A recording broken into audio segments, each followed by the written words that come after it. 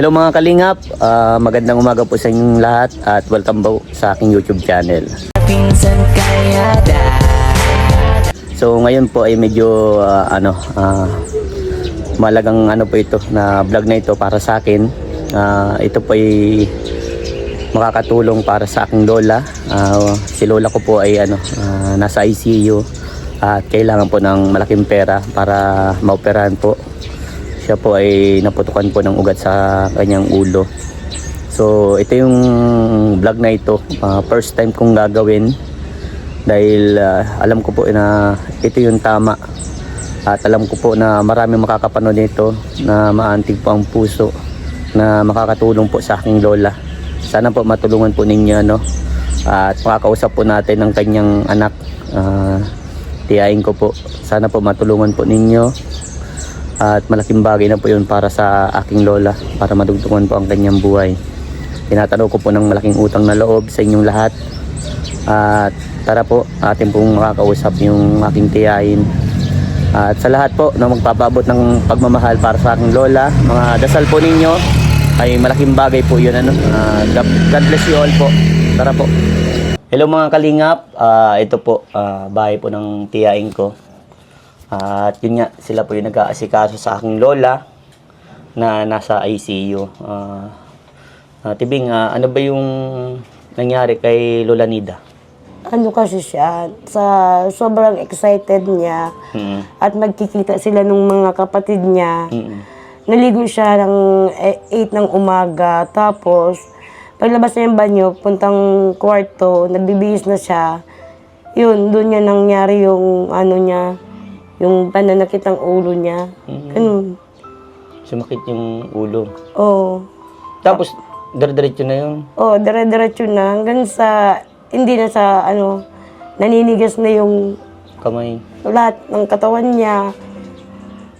Yung mukha niya, yung ganto niya, hindi na siya nakakapagsalita. Tapos yun, pagdala namin sa ospital, gano'n nga. Una, putok na ugat sa ulo. Tapos the other day, yun nga, yung tawag doon? Aneurysm. Aneurysm, pumutok na rin. Kaya hindi na siya nagigising. Ang tinaw po. Oo. Pero anong sabi po ng doktor? Kailangan ng operasyon. Operasyon. Operasyon sa ulo. Magkano Ang sabi ng doktor, naabot daw ng 600 to 700K ang operation. Pag-iban pa doon, ang problema namin, yung hospital bill. Hindi namin siya may ilabas ngayon kasi nga wala pa kaming hawak na pera. Ang laki ng bayaran namin sa hospital para may transfer siya sa NAGA. Kaya agad po kaming tabang sa inko. Isa man po may mabuting kalooban na makakatulong sa amin kasi po may isa pa po kaming problema. May kapatid pa po ako nagda-dialysis. So ayan, mga kalingap, sobrang kahit ako nararamdaman ko, napipil ko yung mga gusto nilang sabihin. Wala po kasi akong masyadong maitulong, kundi ito lang yung nakikita kong paraan na tulong para sa kanila. Mapayuhan kung ano man pwedeng maipayo at magabayan ba. At itong vlog na ito yung magsisilbing paraan ko para matulungan din sila. Dahil sa pamamagitan ng ganitong vlog, alam kong makakatulong ito sa kanila. So, kahit si Nyong, si dialysis din. Ilang beses na dialysis si Nyong? 3 times a week. Yun, kumbaga po, malaking gastusin talaga. Hindi pa tapos sa kanyang kapatid. Meron na naman si Lola Nida nga po. Ayun, asan yung di ba may papel kayong hinawa kayo sa bill? Bill? Andun na, dala na sa ospital. Nasa ospital. Ngayon, ang bayaran namin sa ospital ngayon, 170,000. Plus 2 days kasi kada isang araw, nadagdag siya ng 30K. Grabe. So, malaki talagang magagastos. Ngayon, ilalagay na naman daw siya sa i-incubate daw siya ngayon. Kasi daw sa sa gawa ng Ang tawag doon? Hindi na gumagalaw. Hindi, parang na-stroke. Hindi yung ano, ang tawag doon. Paano hindi na gumagalaw? Ang tawag ba doon? Yung tawag, sabi mo kanina, yung ano, Aneurysm? hindi, yung hindi na, hindi walang response ang tayo, yung, Stroke? hindi. May tawag ba doon? Tawag doon, nakalimutan ko na. Sobrang sakit ang ulo ko. Yung ano, wala, hindi na sink in sa utak ko. Kasi ang dami kasi yung ano, iniisip kaya. Oo. Kaya ganyan yan. Naintindihan ko man. Yung utak na lang ang gumagana? Hindi, kasi nga, aneurysm, utak yung ano eh, utak yung uoperahin eh. Yung utak niya yung uoperahin. Laking halagang kailangan po. Malaking ano talaga, Diyos ko. So, anong yung mga paraan na ginagawa ninyo? Lumapit na kayo sa iba? Wala pa. Wala pa. Yun ang ano po. Sana po sa mga buting manonood dyan, kakapanood na ito. Yan, makikita nyo din po dyan sa screen ko, yung lola ko. Yung nasa hospital po talaga. At yun, talagang kailangan talaga po ng tulong. Tulungan na lang tayo, Tibing. Wala man tayong magagawa kasi nandyan na yan. Wala naman may kagustuhan yan. Hangad ko na mayroon ding tumulong para sa inyo. Ano lang, laksan lang lagi ang loob. Magdasal sa ating Panginoon. Yun ang pinakaunang laging gagawin natin. Totally, yung pagsabi sa akin, kala ko na hospital lang. Kala ko yung mga simpleng sakit lang. Pero nagulat ako na ganun nga. Aneurysm, may ilang ugat ang pumutok sa dalawa. So, kay Lola Nida, 2 ugat po ang pumutok. So, yung time na yun, nilapit ko na siya sa mga buting sponsor. May nagpaubot man kahit papaano. Sir Manding, sobrang thank you. Paabot siya ng ng 2,000. Kahit papaano, makadagdag na ito para sa inyo. So, Thank you po. Yeah. Malaking tulong na po ito sa amin. Para kahit papaano mabawas-bawasan yung isipin. Alam ko na may madating at may madating pang biyaya. Thank you po. Kasi po, ang anak po ni Lola Nida, halos karamihan po sa mga anak ay walang trabaho. Sila, ito si Tibing may trabaho pero ngayon napapabayaan kasi nga nag-aasikaso. Solo parent pa si Ate Bing. So, yan yung bagay na sobrang ang hirap talaga, ang hirap ng ganitong sitwasyon. Talagang, kahit na po ako, apo lang, nag-iisip din po ako ng paraan paano ako makatulong sa kanila.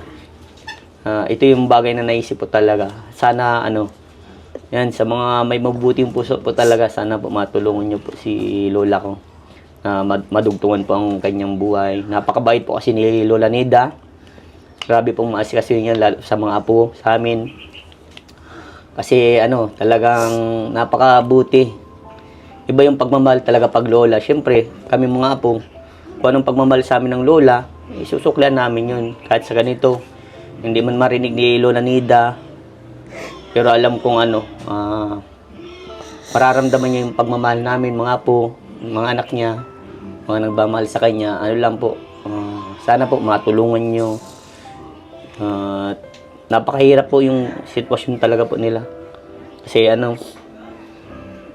ganun kalaking wala naman po silang pagkukunan ng ganung kalaking pera. Pag mga ganun sakit kasi parang pang yayamanin ng sakit. Pero paano pag may mahirap palang ganun tinamaan? Walang pang mamamatay. Walang pang dustos. Kaya dapat gumawa talagang paraan para mabuhay. Kaya sana po matulungan nyo po. First time ko lang talaga po itong ginawa, itong ganitong vlog. Ako din po, first time ko din. Wala man po akong magawa, naiyaman ako. Kailangan gawin po para sa magulang namin at kapatid ko. Kaya, ewan ko. Wag na lang Ate Bing, na po kayong mag-isip masyadong kasi baka maapektuhan din kayo. Dapat laging ipakita na strong tayo. yung malakas ang ating kalooban. Kasi diyan dapat tayo humugot ng lakas sa mga magulang natin, na ipakita dapat natin pagiging strong kay Lord, laging kumapit kay Lord. Oo naman, lagi naman. Ano talaga, grabe talaga ang pagsubok pag dumating. Doon tayo tinitingnan kung paano tayo magiging strong pag nalampatan natin ng ganyang bagay. Kaya dasal lang. Si Inyong, kamusta naman? Ayun, di pa din nakakalakaw. Ay, bakit din na nakakalakad? Nag-ano siya baga. Nagliit yung mga binti niya. Ay, nagdiit. Hindi ngayon, hindi na siya nakakalakad. Hindi. Bini-wheelchair na lang. Wala nga kaming wheelchair. Wala nga kaming wheelchair, kaya ano lang, Buhat. buhat. Kala ko, naka-recover na siya, nag-ayos-ayos ng katawan. Dati, Mm-hmm. pag namamaga siya, yun. Pag tayo siya sa higaan niya, itatayo mo pa siya. Ganun. May nagpairam sa amin ng wheelchair, kinuha naman na. Kasi kailangan daw nila.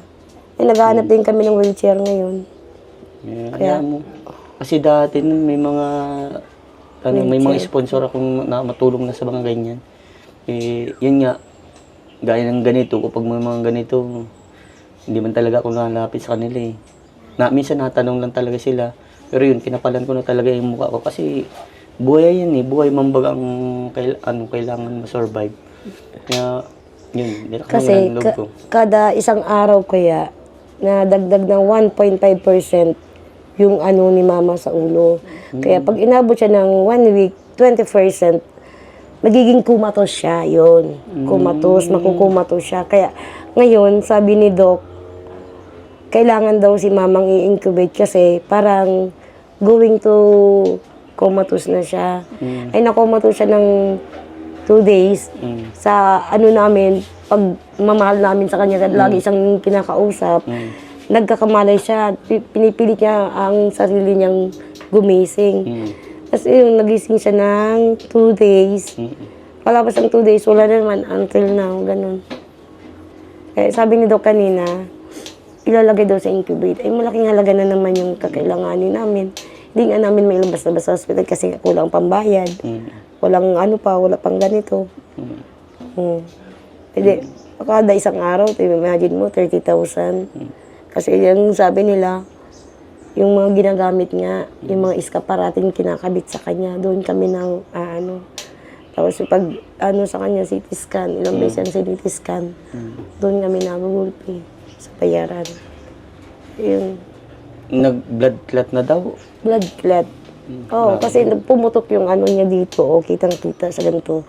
Tapos yung aneurysm niya naman, yung naandito sa ganito, dalawa. Kaya yun ang kailangang operahin, bali Kaya sobrang nangangayayat na ako, nagkakaroon ako ng pasa-pasa. Puyat kasi yan pa nagkapapasa. Ang dami akong pasa, kaya ayan. Buti nga magaling na yung iba. Ganun. So, ayan, Sir Manding. Thank you po. Naiabot ko na po yung pagmamahal niyo po para sa aking lola. Puspusa po ako nagpapasalamat po sa binigay po ninyo, Sir Manding. Malaking bagay po yan. Si Lord na po bahala pong sumukuli po sa kabutihan po ninyo. Si Sir Manding po, matagal ko na pong sponsor yan. Since nagsisimula pa lang ako sa pagbablog, nandiyan na po yan. Siya po yung isa din po sa mga mentor, advisor ko po na naggagabay sa akin kung ano po yung mga dapat gawin. Thank you so much po, Sir Manding. Thank you po. At sa lahat po ng mga kakapanood, sana po itong vlog na ito ay ma-share po ninyo at baka sakali pong meron pong makapanood na may mabuting puso na handa pong tumulong po para sa aking lola. Tatanawin ko pong malaking utang na loob po yun talaga. Maraming salamat po. Thank you po. Yan. Anong marami. Yan, Sir Manding, thank you. Yan, Sa basta pamamagitan ng pamangkin ko, natulungan niya ako, kami ng mga kapatid ko, mama ko. Thank you po sa inyong lahat. Suportahan niyo po yung pamangkin ko. Yan.